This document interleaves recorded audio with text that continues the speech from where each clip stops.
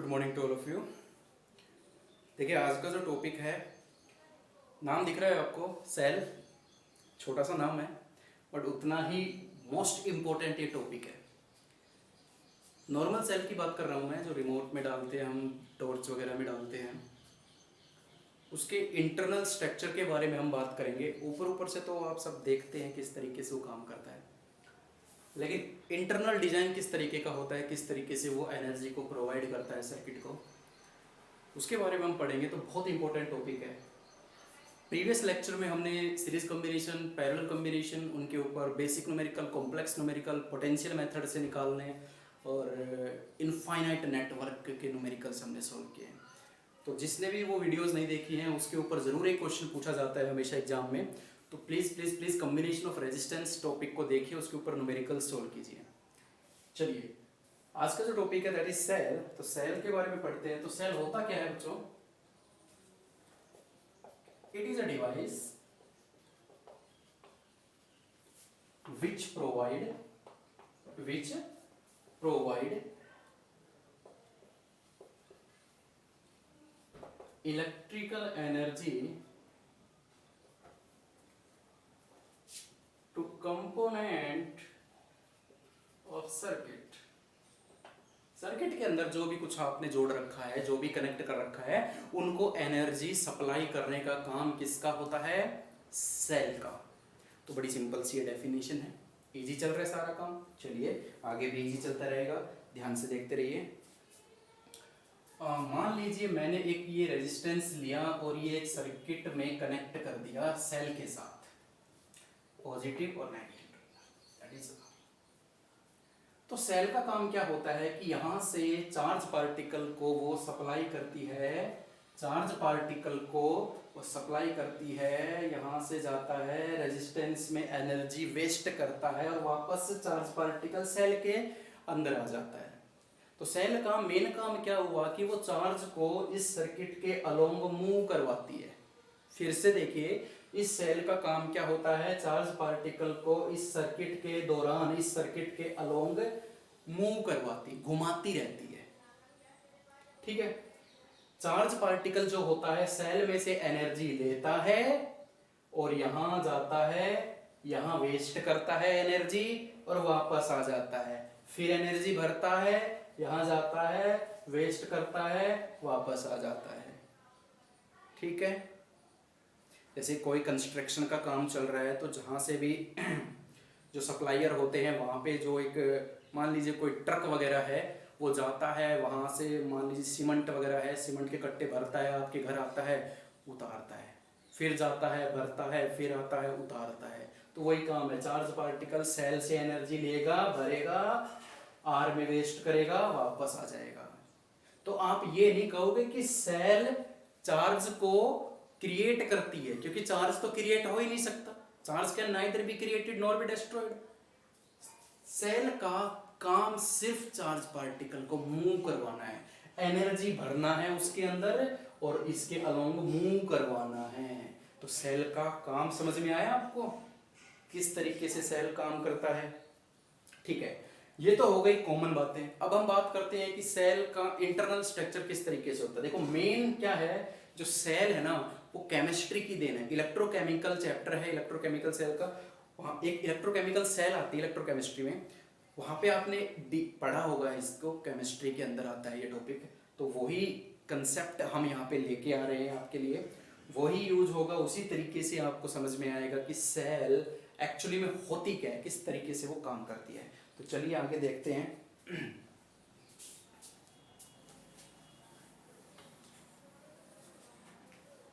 अब बात आती है यहाँ पे, मान लीजिए एक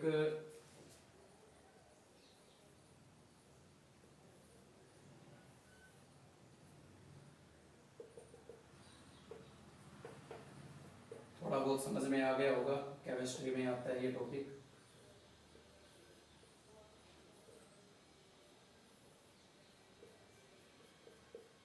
ये मैं अभी नहीं बना रहा।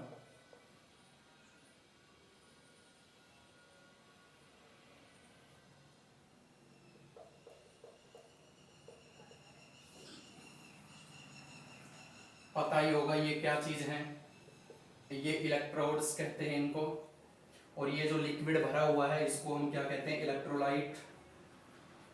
इलेक्ट्रोलाइट का मतलब क्या होता है, कोई भी कंडक्टिंग सॉल्यूशन,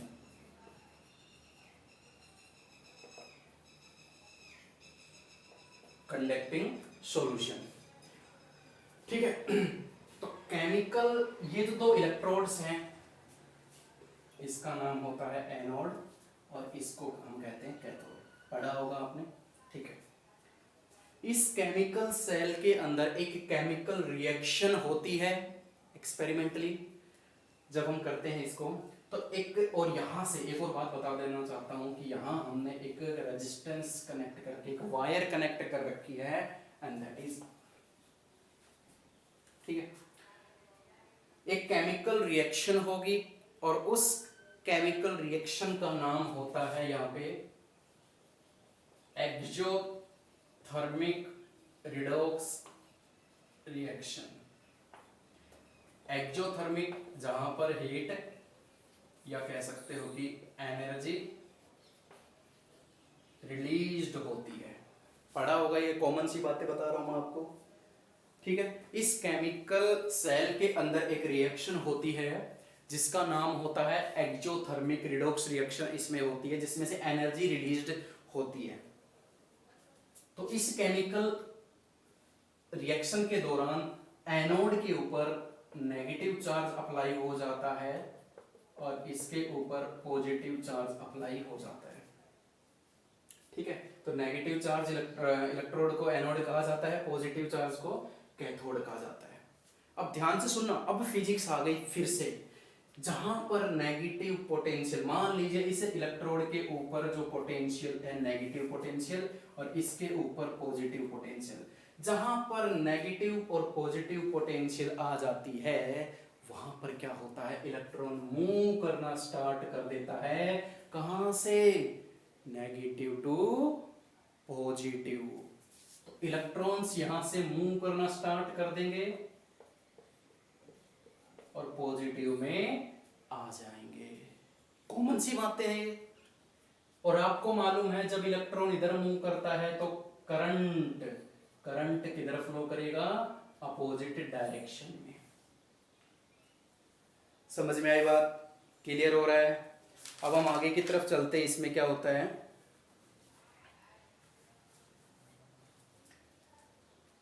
ठीक है। तो सेल का जो काम मैंने बताया था, सेल का काम क्या होता है, इन इलेक्ट्रॉन्स को इस सर्किट के अलोंग मूव करवा के पॉजिटिव इलेक्ट्रोड्स में भेजना, ठीक है। अब बात ये आती है कि हमने तो कहा था कि सेल चार्ज पार्टिकल को एनर्जी देती है, भरती है उसमें, ठीक है। अब क्वेश्चन यही बनता है मेरा कि सेल जो होती है वो इलेक्ट्रॉन को एनर्जी कहाँ भरती है, कहाँ देती है एनर्जी, तो आंसर है इन दोनों इलेक्ट्रोड के बीच में होता है ये प्रोसेस। अरे साफ तौर से है, करंट पैदा हो रहा है तो करंट तो पैदा तभी होगा जब सर्किट कंप्लीट होगा, और सर्किट कंप्लीट होने के लिए यहाँ से जो इलेक्ट्रॉन यहाँ से निकल कर आएंगे वो दोबारा इधर आना चाहेंगे, जब दोबारा इधर आएगा इलेक्ट्रॉन तभी तो सर्किट कंप्लीट होगा, तभी तो करंट पैदा होगा। कॉमन बातें तो समझ में आ रही होगी कि सर्किट कंप्लीट होगा तभी करंट पैदा हुआ होगा। अब क्वेश्चन हमारा जो मेन है वो क्वेश्चन ये है कि एनर्जी कहाँ मिलती है, तो एनर्जी मिलती है बिटवीन इलेक्ट्रोड, एनर्जी कहाँ मिलती है, बिटवीन इलेक्ट्रोड, इलेक्ट्रोड के बीच में। किस तरीके से, क्वेश्चन किस तरीके से, हाउ। तो देखिए एक सिंपल सी बात मैं पूछता हूं, अगर मैं यहाँ पे एक इलेक्ट्रॉन रख देता हूं तो कहाँ मूव करेगा ये, तो आप कहोगे पॉजिटिव की तरफ मूव करेगा, सिंपल सी बात है, सही बात है ये। लेकिन इस प्रोसेस में ऐसा नहीं होता, क्यों नहीं होता, चलिए देखते हैं। देखिए एक पॉजिटिव और एक नेगेटिव चार्ज जब अप्लाई हो जाता है तो एक इलेक्ट्रिक फील्ड भी बनती है, positive to negative electric field भी बनती है, और इलेक्ट्रॉन उसके अपोजिट साइड मूव करते हैं, जो कि चल रहे हैं, जो कि हो रहा है हमारा काम, हमें कुछ देखने की जरूरत ही नहीं है। अरे इलेक्ट्रिक फील्ड इधर है तो उसके अपोजिट डायरेक्शन में इलेक्ट्रॉन फ्लो करते हैं, कर रहे हैं भाई, ठीक है। यहां से गया इलेक्ट्रॉन, यहां आ गया, काम खत्म, इलेक्ट्रॉन का काम खत्म। बट सर्किट कैसे कंप्लीट हुआ, तो यहीं से काम स्टार्ट होता है सेल का, यहां से सेल का काम स्टार्ट होता है कि तू आ मेरे पास, तू जा इधर की साइड, नेगेटिव की तरफ सेल उसको लेके आती है। किस तरीके से, वही हम देखते हैं। चलिए, इस प्रोसेस को बोला जाता है बच्चों बैटरी मैकेनिज्म। बुकों में दे भी रखा, अच्छी बुकों में दे रखा है, बैटरी मैकेनिज्म नाम दे रखा है बुक के अंदर। तो बैटरी मैकेनिज्म के कारण से ये इलेक्ट्रॉन इधर मूव करता है। तो किस तरीके से वो हम पढ़ेंगे यहाँ पे थोड़ी सा आगे। तो ये यहाँ तक तो समझ में आ गया होगा आपको कि इलेक्ट्रॉन यहाँ से चला, ऐसे गया, यहाँ आ गया।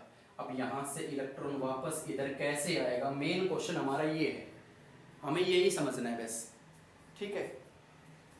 और जब इलेक्ट्रॉन यहाँ से यहाँ आता है ना, तो इसी जर्नी के दौरान, इसी यात्रा के दौरान उस इलेक्ट्रॉन में एनर्जी भरी जाती है, और वो इलेक्ट्रॉन एनर्जी लेके जाता है यहाँ पे खर्च करता है, फिर आ जाता है, फिर यहाँ से यहाँ जाता है, एनर्जी भरता है, फिर यहाँ से यहाँ जाता है, इसमें खर्च कर देता है, वापस आ जाता है। तो ये ऐसे प्रोसेस चलता रहता है।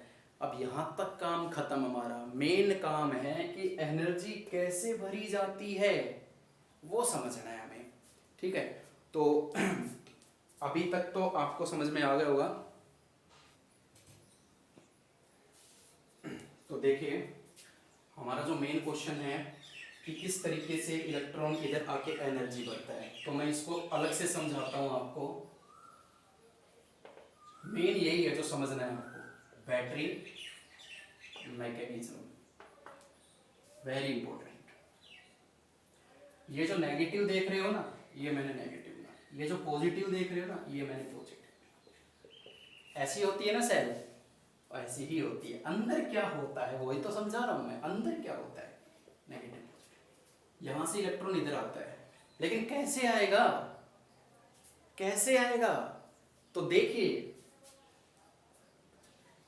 ये नेगेटिव, ये पॉजिटिव, ठीक है। तो इलेक्ट्रिक फील्ड किधर बनती है, इस तरफ, और इलेक्ट्रिक फील्ड एक फोर्स लगाती है। याद आया कुछ, फर्स्ट यूनिट पढ़ी आपने, इलेक्ट्रोस्टैटिक फोर्स। इलेक्ट्रिक फील्ड का काम ही होता है फोर्स लगाना चार्ज पार्टिकल के ऊपर। तो इलेक्ट्रिक फील्ड फोर्स लगाएगी, और इलेक्ट्रॉन के ऊपर किस तरफ फोर्स लगाती है वो, अपोजिट टू इलेक्ट्रिक फील्ड। अगर इलेक्ट्रिक फील्ड इधर जा रही है तो वो इलेक्ट्रॉन को इधर लेके जाना चाहेगी, लेकिन इस केस में इलेक्ट्रॉन पॉजिटिव से नेगेटिव जाना चाह रहा है। हाउ, कैसे, यही तो समझना है हमें। तो देखिए, जब ये एक रिएक्शन होती है ना, केमिकल रिएक्शन, जब एक्सोथर्मिक रिडॉक्स रिएक्शन होती है ना, तो उस केमिकल रिएक्शन के कारण से एक फोर्स बनती है जिसको हम बोलते हैं नॉन इलेक्ट्रोस्टैटिक फोर्स, ठीक है। उस रिएक्शन से एक फोर्स बनकर आती है, that is non electrostatic force. And this non electrostatic force electron को कहती है कि तू चल मेरे साथ, पॉजिटिव से खींच के उसको नेगेटिव की तरफ लेके जाती है। जबकि अपोज कौन कर रहा है, अपोज ये इलेक्ट्रोस्टैटिक फोर्स कर रही है जो उसको इधर की तरफ धकेल रही है। बट जो केमिकल रिएक्शन में जो एनर्जी बन के आई है ना, जो फोर्स बनकर आई है, वो फोर्स इलेक्ट्रोस्टैटिक फोर्स से ज्यादा है।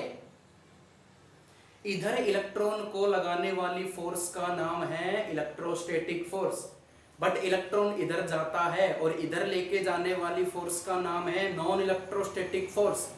अब इलेक्ट्रॉन इधर कैसे जाएगा जब ये वाली फोर्स इस वाली फोर्स से ज्यादा होगी।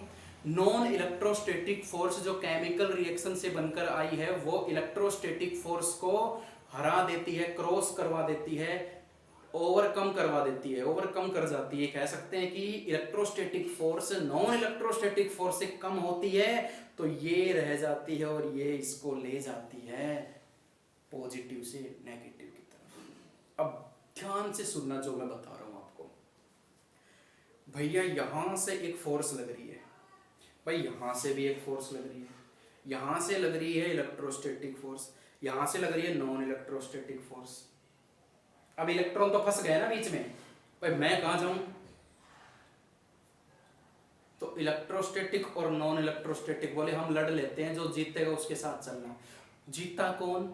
नॉन इलेक्ट्रोस्टैटिक फोर्स उस इलेक्ट्रोस्टैटिक फोर्स को हरा देता है, तो इलेक्ट्रॉन उस नॉन इलेक्ट्रोस्टैटिक फोर्स के साथ ही पॉजिटिव से नेगेटिव की तरफ चला जाता है। अब सिंपल सी बात है, एक्स्ट्रा वर्क डन करना पड़े, क्यों? उसको अपोज कर रहा है सामने से दुश्मन आया, मैं जा रहा हूं, तो मेरे को वर्क डन करना पड़ेगा ना उनको हराने के लिए। और वही वर्क डन किस में स्टोर हो जाता है?